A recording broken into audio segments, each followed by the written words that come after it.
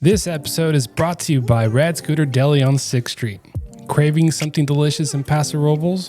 Rad Scooter Deli on 6th Street has you covered. Enjoy tasty sandwiches, fresh salads, and smoothies like the Banana Nut Blast, my personal favorite.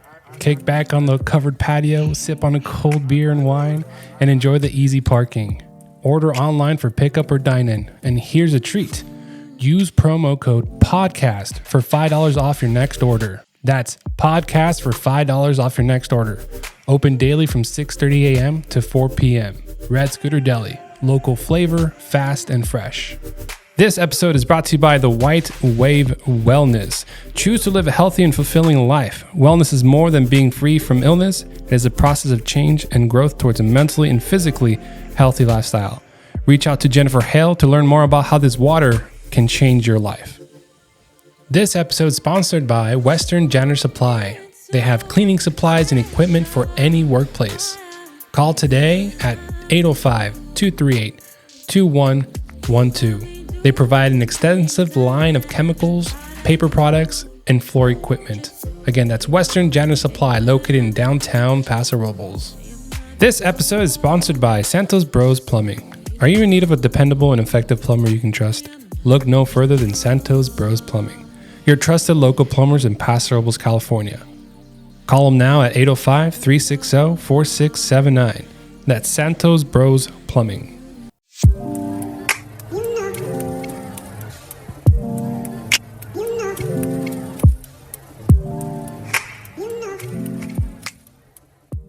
And again, I don't know how to introduce the show yet, so I usually go like, "Oh, we're at the Paso Robles podcast show." Yeah. And I'm joined today with Bianca and Damon, her son, who's gonna go do great big things, right? Yes, sir. On the way. Right.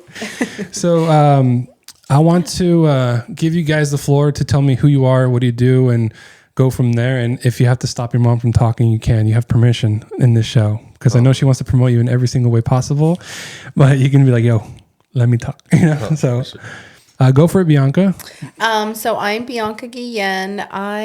So my profession is I'm an HR manager over at People's Self-Help Housing. It's a nonprofit organization that provides affordable housing to low-income families here on the Central Coast. And then my other full-time job is being a mother to Damon Mitchell here. Yeah, and I'm Damon, and I'm a 3-sport athlete. I do football, basketball, and baseball. Actually, next year I'm going to do just basketball and baseball. I'm a Christian, of course, and yes, this is my lovely mother. And yeah, I'm trying to pursue my career in baseball, and after I'm going to try to go to Texas Tech to do sports management and try to walk onto the baseball team. And yeah. Mm-hmm. So what are you guys doing to prepare for that, just out of curiosity? So what I've been doing actually is even just this week, I've probably gone at least over 3,000 swings in. And so I try to do a lot of individual work at the field and in the cage. And then at the gym, I do a lot of explosive workouts, and I do a 5-day split. So Monday I do legs, Tuesday I do chest, Wednesday I do back, Thursday I do shoulders, and then Friday I do arms. And then on Saturday, and in between those days, I'm also doing hitting and fielding and pitching. And then on the weekends, I try to rest, but even so, I still go to the cage. So I'm usually pretty tired. But Do you ever feel like antsy, like I want to keep going, like there's more I can do? yes, Yeah. for sure. Yeah, like even yesterday, I just went to the cage just for a little, like hour and a half, but I wanted to keep going so bad, but I was just super hungry, so I had to stop. Everything. Yeah. So while he's doing all this stuff, what goes to your mind as far as like, obviously you're proud of him. I'm not gonna question if you are or not. But there's obviously the process that you're going through too while he does these things. Like, can you talk about what you're feeling and what your thoughts are there? Of course. So as you heard, his strenuous schedule of working out. So in that sense, I'm in the background. When he finishes pitching, I'm the one that's letting him know, hey, don't forget to ice your arm. At that age, you kind of feel like you're invincible, and things may not be sore right away, but you have to take care of your body still. So that's where I come into play, really the back scenes of, hey, making sure, hey, you got hurt, let's ice this. Okay, well, let's make you, meal prepping his meals. And then when it comes to school, just making sure to remind him, there's a lot of distractions when you're in high school, especially a student athlete. And so just reminding him grades are really big for us in our home. And before he got to high school, you weren't allowed to have anything but A's. If you didn't have A's, you didn't have a good report card. Now I have been a little bit more flexible with B's, so I get progress reports every Friday. And if they're not all A's and B's, then every Friday I get them. Oh, wow.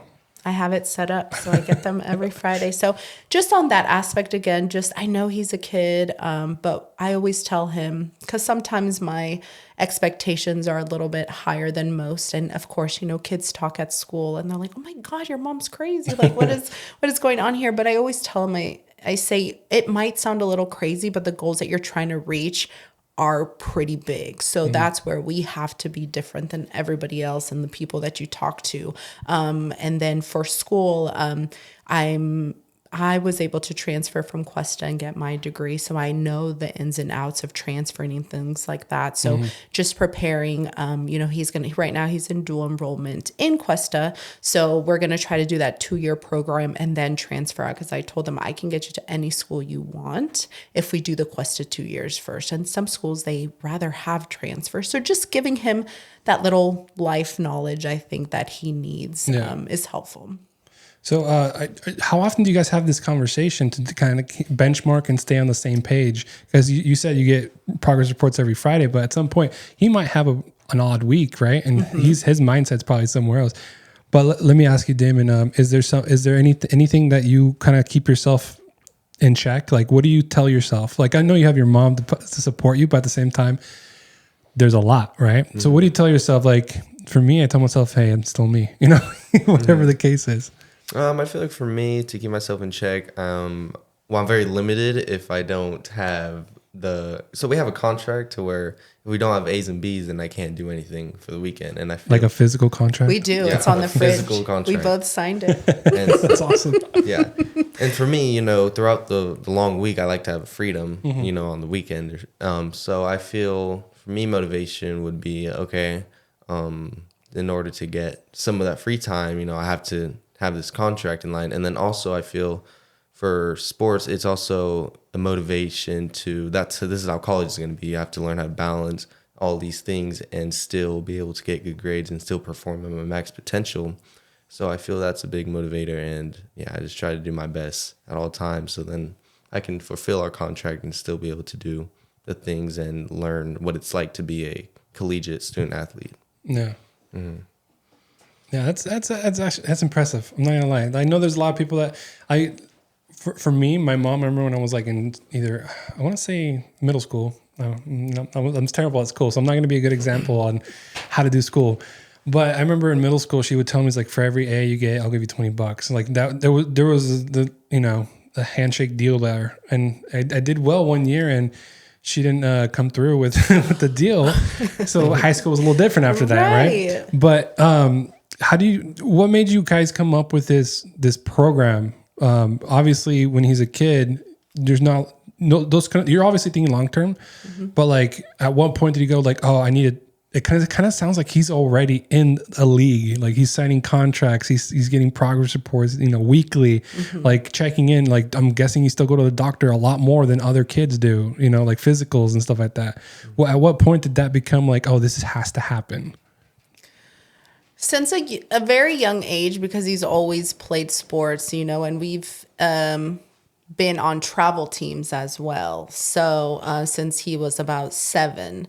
So for school, I think in elementary school and middle school, it wasn't as tough because he didn't have as many distractions as it was in high school. And that's been our rule since I can remember, and it wasn't, he never got any, like, it wasn't like if you get A's, you get this. It was just like, in order to live in this home, that's your job. You have 2 jobs. That's to be a student and to be an athlete. And I have a job to provide for you. And if I'm providing for you, like, you got to give something back. We're a team. So that's where it's always kind of been instilled. And he's never, if he has an A, he's like, that's just what I'm supposed to do. Kind of like, when people like, or chores, they're like, oh, do you pay your kids to do chores, things like that? I'm like, no, because in order to live here, you have to do your job. So that's always been instilled in him, that those are his two jobs, is to have good grades and to play sports. And if you're not going to play sports, then you're going to go get a job. And then you're going to start paying for reals, not with your time, but for reals. No, I remember getting a job at 15, myself. And that's for me, because I growing up, I saw my parents working a lot. So in my head, working was the next step. Right. So once I turned 15 and my mom was like, yeah, you can go get a job at Taco Bell with your cousin. Yeah. I was like, all right, cool. And I was one of the two kids in high school that had a checkbook. Like not, I was paying for my own stuff and writing checks for my choir uniform or whatever it was. Yes. And, but you guys have a different approach, not a different approach. It's still fundamentally the same. Like you instill things as a young person, and then you grow from there. But it's interesting because like, if we were the same age and I was like walking in high school with you alongside you or watching you, I would be like, here comes an all-star. Like that's what I'm looking at right now. How do you feel when you're walking around high school knowing that your mom is your mom and you're doing all this stuff? Like, do you let outside voices get in your head? And if not, how do you successfully do that? I feel, I don't think I'm like better than anyone. Like I feel when it comes to school, I'm just there for school and I don't really pay attention to the outside or like what other people are doing. I'm just there to go and do my job. So I don't really think the aspect of like what other people are really thinking.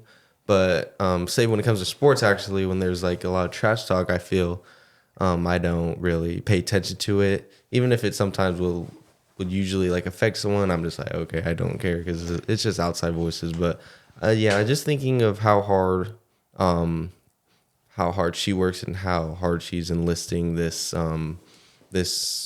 career ahead of me and how hard she's planning that. I feel I don't think of or compare myself or like think of all the outside perspectives. I just go and live on and then just think of doing what I need to do.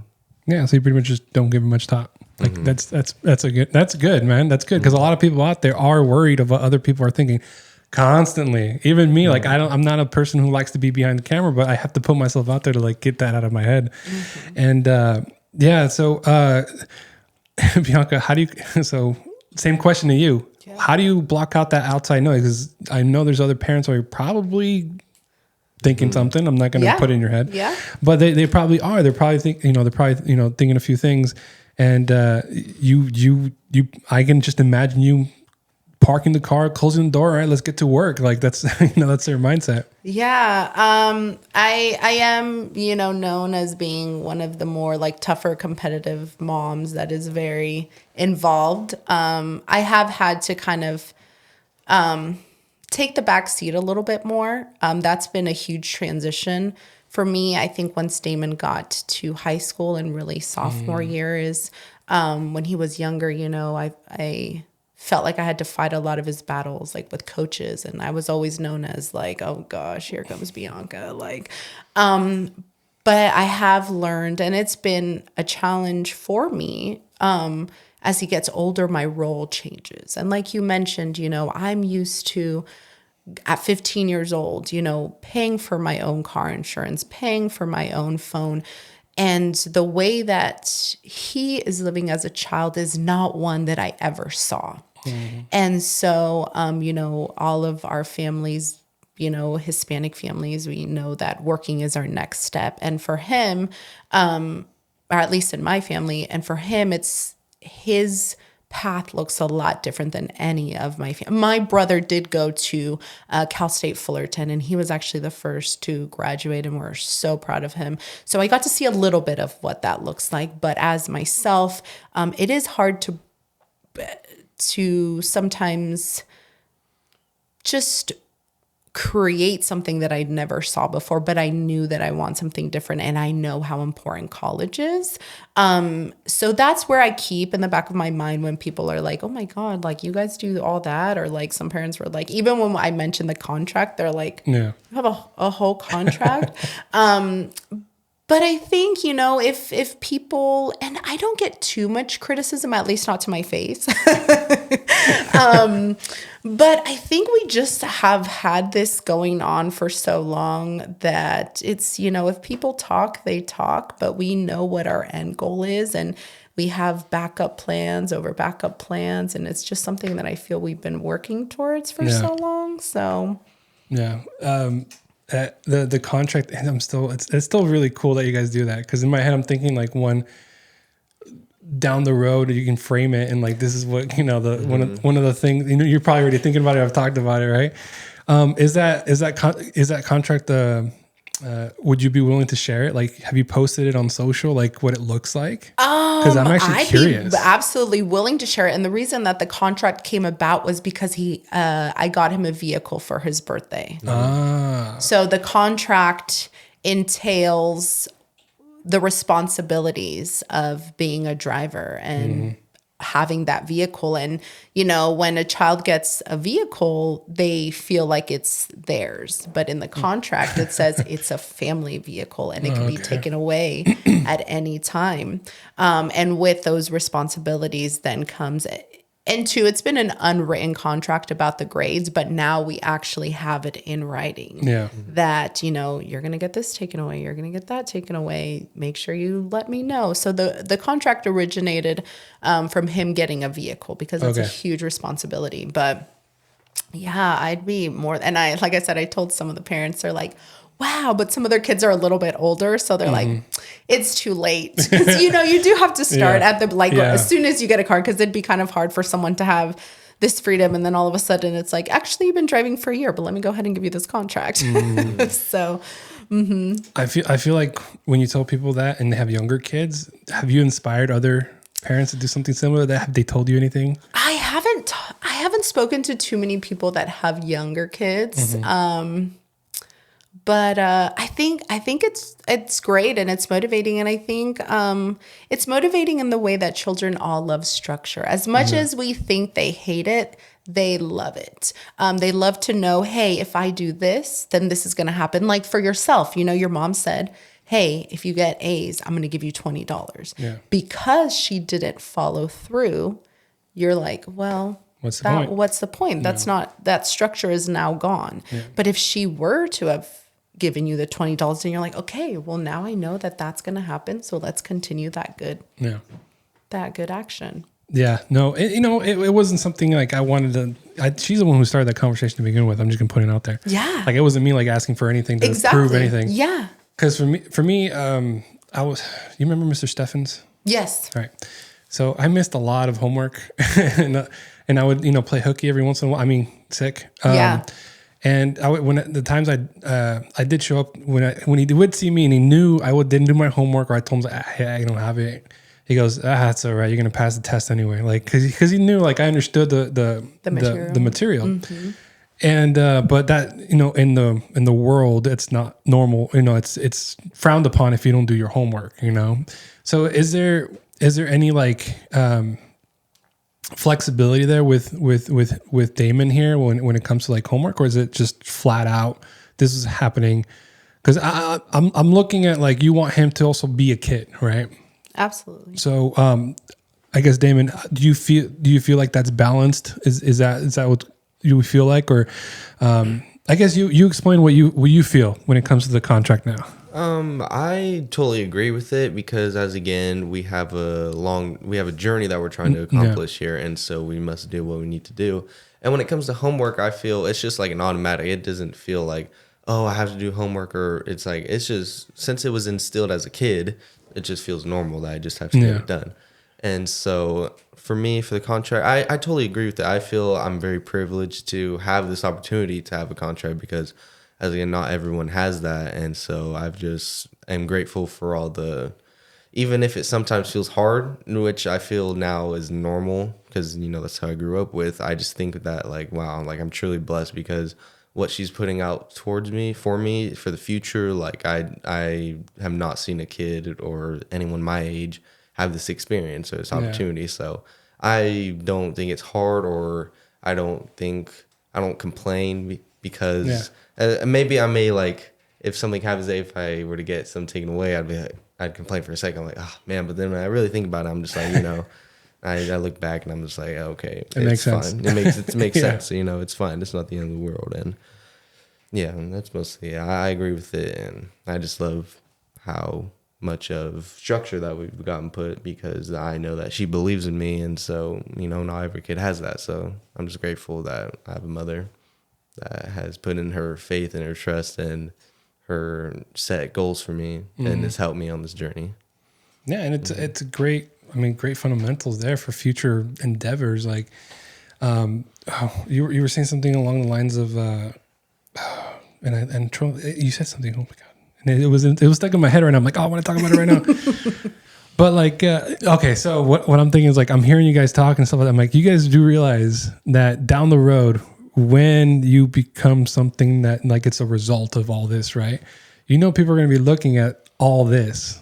Like, how are you guys documenting your journey to be able to share? Because, obviously when you look at like documentaries, they have like there's newspapers, there's pictures, there's obviously you take probably a lot of pictures. Yeah. But like like the other thing, like things like this, like you have physical contract, you have trophies and stuff like that. Like how do you feel like you're documenting to later on be able to tell the story if you really want to? Right. So we have in his, he got the walk-in closet. So he has the closet, and we call it his little treasure chest. So it's, like his artwork, his work, his awards from kindergarten. We would put things in there, and, and we're super excited. To be honest, we haven't even sat down yet and gone through everything. So the day that we do is going to be super exciting. And then that's funny that you say that, because I just started picking up scrapbooking again. Oh. And so I have all these pictures on my phone, and so what I'm going to do is it's just going to be a scrapbook just of all his sports. He has a scrapbook of, like, from birth to now, but I want to do one for sports. So we have collected like his clippings, and I have different folders for my pictures, because he just got a first league for basketball. And so they posted that. So the good thing is now it's easier online to grab those, do the little screenshot and send it over to Walmart. They print it out in an hour. Yeah. And so, but with the contract and things like that, I never thought of that, but I think it's a good point that you bring up. And, those little things that we do that may be a little different. And now we'll have to add his contract to our scrapbook. Yeah. One of the reasons I started the Paso Robles podcast show is because to help people document their journey, right? Yeah. This is going to be like to me, it's like, oh, one day it's going to some news place, or like they do a special or something, right? Or a fluff piece or something. They're going to like clip this a little bit, right? Yeah. Especially now, internet, you can find anything anywhere, right? Right. So one of the things I'm imagining for you guys is, like, this show is going to pop up at some point. All the clippings you have and the contract, I think, is going to be one of the big things. I don't know why it just keeps popping in my head, like contract. Like if other parents did that, I'm like, but have you ever done it? Has anybody ever done it? Did your parents do it with you, or is that it was completely new? That was completely new. Where'd you get inspired to do that then?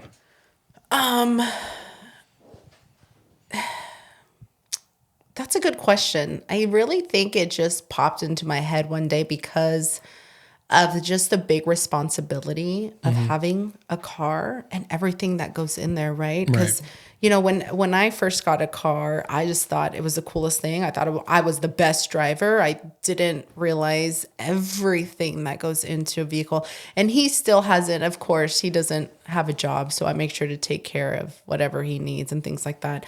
But even his birthday money, instead of spending it on whatever he wants, I'm like, well, that money that you got is now for gas, and I haven't even had to put gas in his car tank since, March. And so, but that's really what it was, is, looking back and seeing what could have helped me a little bit more. And I think, because when you have a vehicle and you're like, oh, well, you're late, so you're grounded for this, you're grounded for that. And I feel like, to be honest, raising a teenager in high school is a lot harder for me than when he was younger, to be honest. Like, when he was young, he never talked back. He just, if I said something, it was good. Yeah. And now it's not that he talks back. It's right when they get older, they have a voice and they're wondering like why, or, I'm sure, I don't know how you were, but I know when I was in high school, I thought I knew it all. I was old enough to make my own choices. So, I know. So I think with the contract, it was just to really outline like, hey, this is everything you have to do.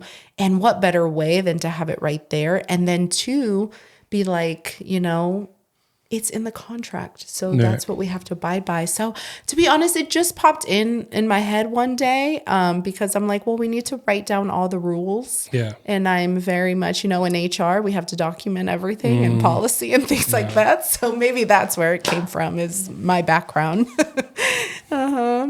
So, Damon, what are your goals for the future? I know you said you want to go to Texas. Is that what it was? Yeah, Texas Tech. And your mom mentioned something about transferring first, right? Going to 2 years here, local, and then transferring. But what beyond that? What is your like big goals? Like, what do you want to do? Like, you're focusing on baseball. Mm-hmm. Yeah. So talk to me more about that. Like, what in baseball makes you attracted more to baseball than football or basketball? I feel I feel I have a lot of potential in baseball, and I feel I can go further in that, and that's like my best sport. Like, and because it's very individual, like you're as a team, but it's a very individual sport. So I feel your moments, you get the most attention. And so I feel I can succeed in baseball, and not that I can't in basketball or football, but I also just have love for the game for baseball. I feel like I know a lot about baseball. Like I'm always watching on TV, and like I can always predict like what they're gonna do, even like in game. Like I feel I just have there's more knowledge in baseball than I do for other sports. And I feel my goals, overall, I feel like just playing college baseball, that'd be a blessing. I mean, not everyone does that. And so I feel with what we have going on, it's definitely a possibility. And I definitely got to make sure to keep doing my part and following our contract, and also doing the individual work in order to get there. And then outside of baseball, for a job, I would love to become a sports agent, dealing with contracts and the contractors and the players, still involved in the sports business and the industry. And then also real estate, which is kind of on the same lines of a sports agent. It's just with the contractors of the house, and then with the the buyers.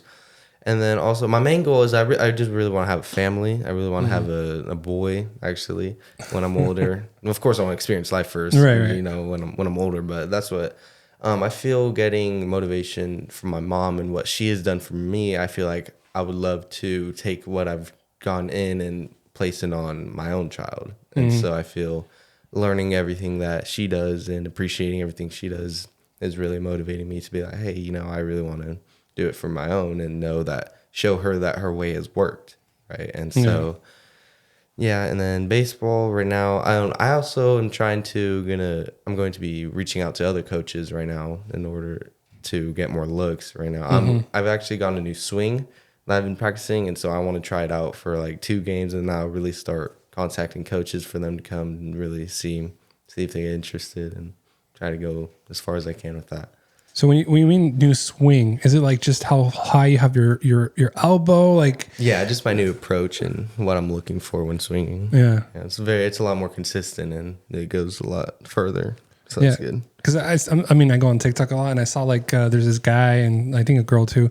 They try different different bats depending on their value and stuff like that. And they're just hitting it out of the park a lot of time, or whatever, because they're good at it. But I'm also seeing who was it? Either the Dodgers or the Yankees. They changed the way the bat also looks. Like they put it heavy on the top end instead of where the handle is. Bat, yeah, something like that. So like, do you mess around with different bats? Like, I don't know a lot about bats, but like I'm assuming you're going to be like, oh, I want this one or that one better. No, not too much. I feel like I believe it's just how you swing it, and I don't think. I mean, there's some bats that maybe it's mostly for youth, like some like illegal bats or something that people get away with that can get the ball further. But it's just how the speed of how you swing and how much you barrel it. I've never really been like, oh, I want this bat now, and I've always just used my bat that I get, and so I feel that. Yeah, that's mostly it. I haven't really been choosy on which bat I want. It's mostly just how you individually work and because I know I feel like in the sports world the tools they have to like the football, the basketball, the helmet, the gear, like it's always like comes into question. Like when they changed I want to say it was this last year how there's some rules for NFL, right? The kickoff. The kickoff, yeah. Way different than before, right? And that obviously affected outcomes, right? So is there anything you like to look out for when you're playing a game? Like if you see somebody like first baseman or second baseman, you're at the base ready to hit the ball. Like what are you looking for when you're there? I feel like I'm just looking at where they're positioned at, and I'm seeing what the situation is depending on if there's runners on, if there's none. Say if there's a runner on first and the shortstop is playing back or the second baseman is closer to second base, then I want to hit it to right field so then it can advance the runner. And so then if say runners on second and third, I either want to try to get as far into the outfield as I can. And if there's a runner on second, then I try to hit it all the way to the right on the right field. It all depends on where they're positioned and where you're trying to hit it, where they're not, and also depends on where the runners are and what you're trying to do. And there's also bunting to where you can advance the runner, but it's a sacrifice of you getting yourself out. But it's all just strategy, and what I just look for who's on base, what the situation is, how much outs there are, and then where they're positioned, even for the outfielders, because usually sometimes they shift. So if they're shifted, then if you just time it up. If you swing like later, then it'll go to right field. But if you swing earlier, then it'll go to left field more. So sometimes outfielders are shifted all the way to the right if they think that their pitcher is throwing fast, so then we'll be late on it. Yeah. So then that I will try to scoot up in the box since they're shifted to the right, and so then swing earlier, so then I can swing it all the way to the left, so I can try to get a double. Got it. See, and that's interesting because I played a slow pitch softball, co-ed slow pitch softball, and I remember one day they needed somebody to pitch it or at least throw the ball, and I volunteered as tribute, right? And so I did it, and it was funny because like when I do stuff, I like to figure it out, right? So somebody told me I looked elegant doing it, right? And there was one game where we had there was no runs. Like I actually obviously they hit a couple here and there, but nobody scored until they switched me out, and then they scored like one, right? But I was like, you should have kept me in. But it was very interesting because like when I went up to bat, obviously it's slow pitch, it's easy to follow a little bit. But when I was doing it it looked like it was going a certain spot, but it was like it curved a little bit, and I'm like, I don't know how I figured that out, but I did it. But when I went up to bat, I would swing and miss. So I was like, okay, there's something technical going on here, And obviously, you probably dealt with pitchers who are really good, And I've always felt like I don't know why, but like if I ever played baseball in high school or whatever, I would be terrible because I don't see the ball how fast it's coming. Okay. You know what I'm saying? Like, I don't know how fast they pitch the ball because you go watch a game for the Dodgers, like, they pitch 98 miles. Oh, that's a bullet almost. Like, so, are you, what other positions do you play in baseball? And keep in mind, I don't know a lot. I know enough, but what positions are your favorites and which one do you like to stick with?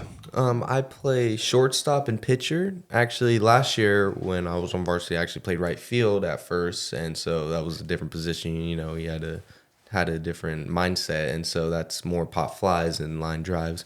But and then later in the year, I actually played third, and that's also different timing because the ball usually comes faster than it does when it's at short. So footwork's a little bit different, and so. But for right now, I'm playing shortstop. That's right behind the pitcher. And then also pitcher, my main shortstop. And then right now, I'm our ace pitcher. So, but we can only pitch a certain amount a week. So when I'm at pitcher, then I'm at shortstop. When I'm not pitcher, I'm at shortstop. Got it. What for your mom to put in her thoughts on it? Do you ever suggest what position he should be in? Because I feel like there's like sports kids' moms or parents or whatever. They're like, "Oh, why are you playing him there?" Like, do you ever have that conversation with the coaches or whoever's in charge? Whoever's in charge. I can see your face right now. And is it better now that you've like had opened that dialogue, or is it still always a thing? So I'm a parent that I just want to win. I don't care if my son plays out, if he even plays. To me, there's been times where he's been on the mound and we were losing. And I literally, because this is how extra I was, I literally went to the dugout and said, "Coach, you have to take him out. He's losing it for us. You got to pull him." And he was like, "Bianca, that's who we have. Can you go sit back down?" And I'm like, "I'm not trying to lose." And so I'm just a parent that I will fight for a position that I feel he might be better at. Not anymore. Right. High school ball is a different thing. I do not, wherever the coach puts them, I'm respectful of that. Like last year, he didn't, he's never really played outfield too much once he got a little bit older. But that's where the coach had him. And I was just happy that he was starting as a sophomore on varsity. Oh, wow. Because most of the other players were seniors. And he was the only sophomore that would start. And there was only 2 other juniors. And other than that, it was all seniors. So wherever he was at, I was happy about it. So in high school, I haven't. But when he was younger, I did. Where I thought he would be good at, I would talk to the coaches and things like that. But again, now that he's older, now that's his responsibility of like, hey, if you feel you should be at this position, go have a good conversation with your coach. It teaches him to stick up for himself. And we'll walk through some conversations, before he does that, just to give him another perspective, because I'm also there watching the game. So sometimes he may think, well, and I'll be like, well, remember you did this, this, and this. So, but yeah, in the past I have, again, just because I'm a competitive person and, when you're younger, you see the daddy ball and things like that. Yeah. And so I have an opinion about it if we're losing, but if we're winning, then it's fine. Yeah. Is there, I'm not too familiar with the world of high school baseball, but is there statistics that you can reference and stuff like that, like numbers? And how often are they like updated, or how do you like, because obviously scouts are going to look for things and they'll do their due diligence and look at those things. Are you happy where you're at? Or are you wanting to improve, or you think you're like at a steady like statistic kind of thing going on, if that makes sense? I think for this year, I went straight from basketball to baseball without like too much individual work. So I feel in the beginning of the year, I was having a little rough time with batting. Okay. I feel my defense is doing good, and then my pitching. But for batting, I feel I could be doing a lot better. But I feel after getting a lot of individual practice, which I have been, I feel I'll be like exceeding where I want to be. Especially for next year, I feel usually whenever I'm doing a sport, I just do that sport and I just focus on that. But I think from now on, I feel I'm just gonna be practicing baseball outside and while doing basketball, but like keeping the fundamentals and keeping sharp. But I feel definitely for batting, I wish I could be doing a little bit better. But from the beginning of the season, I feel I'll be doing good now and where I'm wanting to be. Yeah. And how do you? Okay, so I guess my question is like, how do you know there's a scout or something? Like, if you guys are already looking out for it, how do you know? How do you tell them apart? Is it the guy with the clipboard, or is it the guy with the stopwatch? They usually have like a clipboard. I remember at the St. Joe's game, there was that Hardy guy that put you on his page. So there's one local guy that goes and, well, he's not local because he travels all over California. But we don't, to be honest, because we're a smaller school, we don't see too many. Yeah. We're not like the St. Joe's, and we're not like the Mission Preps, where they have scouts or they bring kids in to get them scouted out. So we don't see too many scouts, and so that's a big thing too that I remind him is, we've had a conversation where I let him know you're in a small town, and just because you're good here, you're above average here, that world out there is a whole different thing. And so we sit down and I remind him, we even had a conversation. I remember when he was about 10, 11 years old, when you ask a kid like, so what do you want to be when you grow up? And I still remember his choices was, well, I want to be in the MLB. And I was like, okay, well, what's your plan B? He's like, well, in the NBA then. And I was like, okay, well, not a professional athlete. He's like, okay, then I want to be in the WWE. I said, all right, we got to have a conversation here. So just also reminding him, once you get that age, of course, when he's younger, you don't want to squash his dreams and be like, but now that he's getting older, making him think of that possibility that maybe you won't play college ball. Maybe, these will be some of your final years. And that's something that you have to take advantage of and appreciate it. Yeah. I feel like there's been a lot of like movies out there that like talk about that stuff. I don't know if you've ever seen it, but like Coach Carter with Samuel L. Jackson, the reality is like, obviously in high school, he's teaching him the fundamentals of just life in general. Yeah. But then when people go off, like he says to focus on the education part, because you're not guaranteed being physically ready for all this kind of stuff. Is there anything? All right, Damon, this is where your moment of expertise and life experience. Is there anything you want to pass on to like the middle schoolers who are going to go into high school, and like how to prepare if they want to do something similar to you? Like what will you pass on? Because you're leaving your legacy in the high schools, right? Definitely to one, follow your parents, because usually they're always right, I feel. But yes, if you want something, I feel you have to go and take it, right? And you have to put in the work. And I feel I've definitely learned that, and especially if you're like blessed with a lot of potential. I mean, it's potential for a reason, right? And it means you have something from a start, but you have to build onto it in order to reach its max, right? And so, and I'm also very spiritual, so I feel also putting your trust and your faith into the Lord and to follow His ways. And really, I feel like even just the best it starts with little things, right? It starts with making your bed, and being productive throughout the day will also help intrigue a lot of other things that will help your life. So you try and make your bed, and then that eat well, and your breakfast is actually really important in like your diet.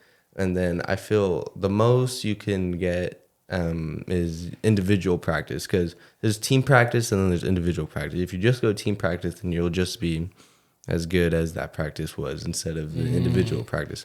And also bettering yourself, there's reading, there's going to the gym, but it's mostly discipline that I feel is the most important part.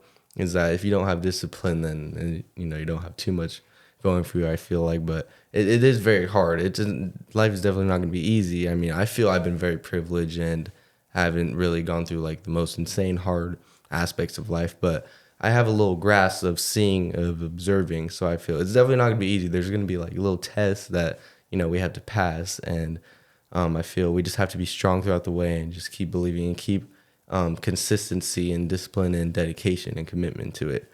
And so, yeah, whatever it is in life, if you want to be a lawyer, you have to be, don't focus on this level that you're at right now. You got to think about the hardest level and think how competitors compete and at the best. You can't just think about the people in your area and how good they are. Yeah. I feel, you have to, in order to get to where you want to be, you have to have that dedication and hard work of the best. And so that starts with even just little stuff, like I was mentioning, like even just making your bed, that can go on to leading up to other productive stuff. And just start trying to learn life lessons when you're early in the ages, say like meal prepping and doing laundry and cleaning the house when not being asked to, and helping out the people who are supporting you, and also be there and be grateful for every experience that you have and be appreciative, because not everybody has the opportunity and experience. And yeah, that's what I was saying. Oh, that's good, man. Bianca, you're doing a great job. Thank you. Same question for you. Is there anything you want to pass on to future mothers who are going to have kids in sports? What is something that you would wish somebody told you as well? Sure. Like, because that's, who talks to us about it, right? Who talks to you about it? Yeah. Like, how are you doing too? I think to just take in every moment. I know that sometimes us moms, we usually are the ones getting things ready for those, week-long tournaments when we're going to state, and, we have such limited time to do anything else because we have practice, and after practice we have to go make dinner, and then we have to do that. But now that I don't have such a busy schedule, I'm like trying to find my identity, to be honest. It's definitely a transitional period where I'm just like, who am I if I'm not Damon's mom or like sports mom? Or so I would just say really enjoy every moment. I know sometimes it could be tough, and the practices and all this stuff and the money that goes into it, but it's all worth it because it's really not about just the game. It's about spending time with your child and them knowing that you're there and building that bond. I mean, that's how we have been able to build that bond and be a team, as he sees like, hey, my mom's there all the time. And I'm just like, okay, I got you, son. Let's do this. And so I think too, that's really, is just really enjoy every moment. And two, I would just say, make sure that when your child is doing a sport, to remind them that they're student athletes. They're not athlete students. And so, making sure that, yes, it's important to practice every day when you're young, and it's important to, take them to private lessons and things like that. But if their grades aren't there, then they're not going to be able to get anywhere in college. So I think that's one important thing. Is I see a lot of people starting out very young, and the kids, they say they practice like 3-4 hours a day and things like that. But then you're wondering what their grades are like. Right. And sometimes they're not the greatest. So maybe spend less time on practice and maybe getting a private tutor. But yeah, so I'd say that's one of the things that I would keep in mind is, to always remind them, even if, they're really good and things like that, that you still, at the end of the day, education is something that no one can take away from you. Yeah. Is there, so one of the big things with like high school sports is I feel like there's a lot of funding that goes behind it. Like there's funding that's needed. There's funding that's always like being allocated to it. And like how do people find you guys, and how to support the sports today? Because obviously that's always a question. There's always boosters that try to like promote the games and sell tickets and snacks and all that stuff. Like how do you guys want people to like support you guys and or not just you guys, but any student athlete out there? Like how do you want them, or at least how would you imagine them helping if they can? That's a good question. I'm not sure, but even just supporting them by going to a game, like if somebody, just showing up, because there's a certain energy in, when you're playing basketball, it's mostly basketball, because with baseball, it's harder to have that energy sometimes because it's outside. Right. But for basketball, like there is an energy that is in the court that can truly like inspire a player. So I think too, just having, supporting, going to games. Other than that, I don't know how. That's a great question. Yeah. How about you, Damon? Like how, like, cause I feel like when, and the few times I've been to basketball games and football games, like that crowd really affects your ability to play, like whether it's positive or negative, but for the most part is a good thing, because you have that, like your hometown going, having your back, and like, and you're just like, you get this like adrenaline a little bit. And, but aside from, what your mom said, like going to the game, how else do you see people like being able to support you? High five down the hallway? Like, like what do you think gives you like, motivation for the future kids to kind of be in sports? I feel for me, how I get motivated, say like at the basketball games, it can be two sides. It can be when people are cheering and all loud when we're doing something good, but it can also be when they don't feel like they have faith in us to complete the job. Like I remember, again, we had a game against Templeton my sophomore year. I feel it was overtime and we were losing, and 3 of our starters were out. Yeah, 3 of our starters were out, and it was only me and our subs. And so then the whole gym was crowded, and there was Templeton. Like it was both sides were packed with both squads and supporters. And so people on our side, once it came down to the last few seconds, like they were all silent. They didn't think that we could do it. And then it happened where I ended up getting a game winner, and like that motivation of, okay, they don't think that we can do it. You know, it helped me keep my composure and be like, okay, you know, we got to prove something. You know, we have to, you know, make sure that we prove, that we prove something. And so then I ended up hitting the game winner, and I feel like that motivation can come from 2 sides. It can be from people not believing in you, but people also cheering you up, like saying like, oh, you guys got this, and you know, you guys, we're here for you, and we know that you can do it. So yeah, I feel like that sport can go in both ways. So Damon, the way you're answering is as if you watch other people answer something similar, like, because they're good answers. They're really very good and profound. Like, you know, they're very thoughtful. Do you ever? Did you see that happening by itself, or do you hear your mom talking about that stuff too? Because I'm actually curious. Like, is that just your own like personality coming out, or like, is there any role models besides your mom that you like look up to? And because it's very like natural for you. It's like it doesn't sound scripted, and that's a good thing.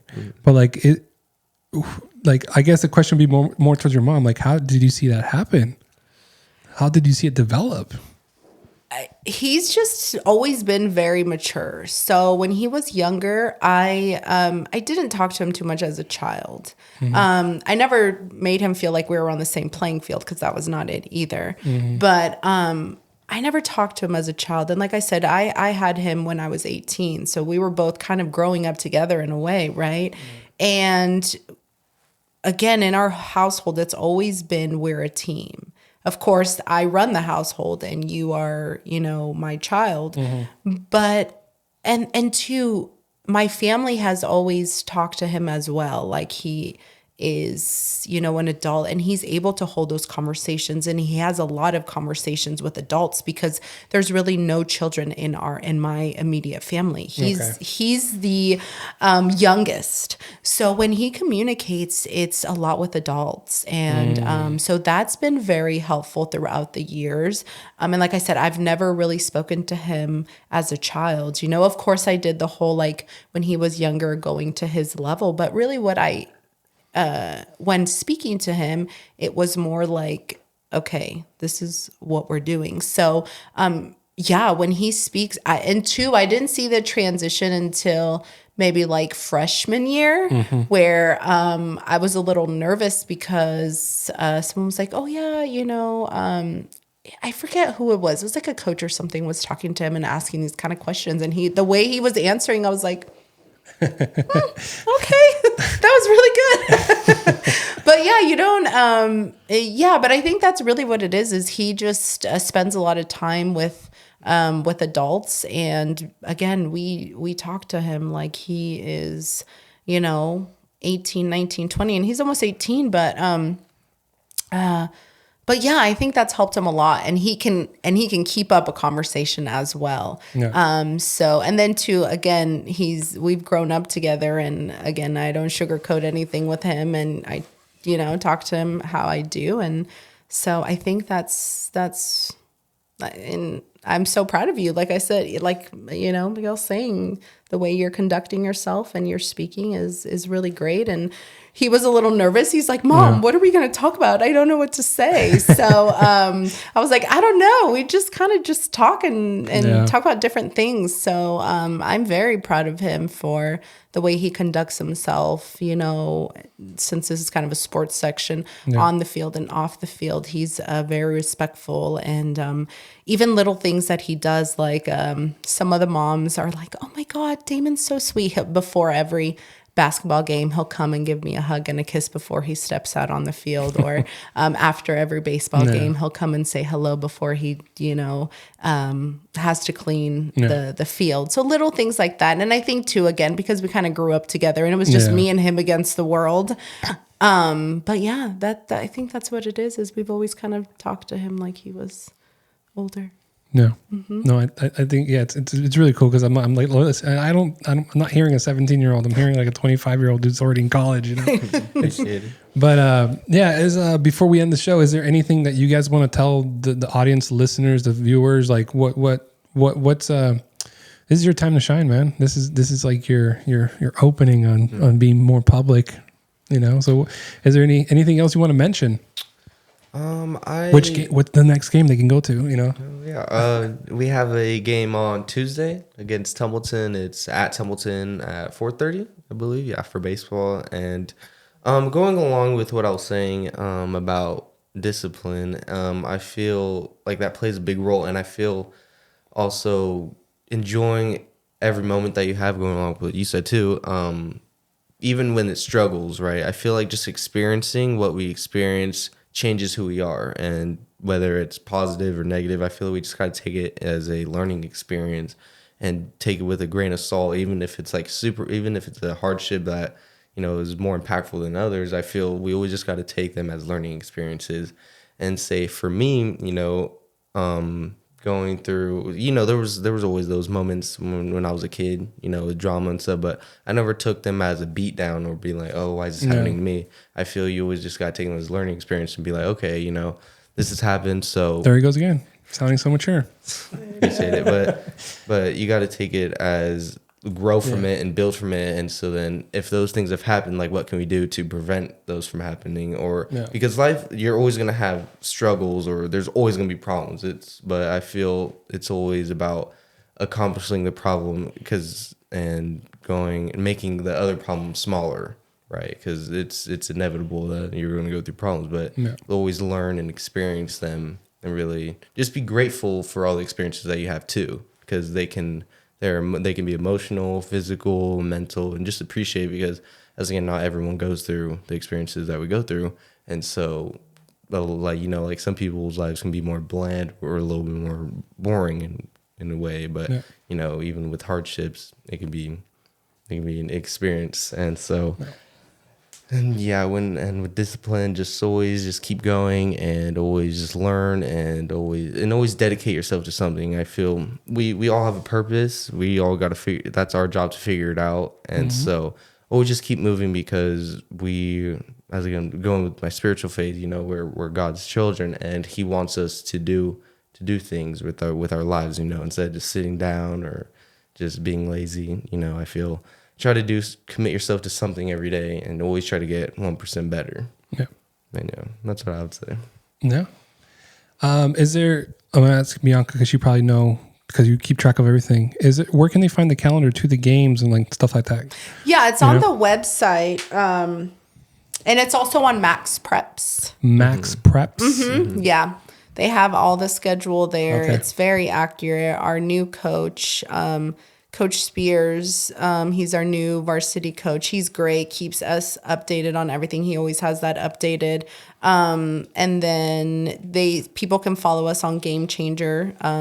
They have their own little group there, and it tracks all the games. There's videos on there, the stats. So Game Changer is also a good tool there. Mm-hmm. Awesome. Yeah. Because I don't know when this is going to go live, but you know, I'll make sure I include some of those websites.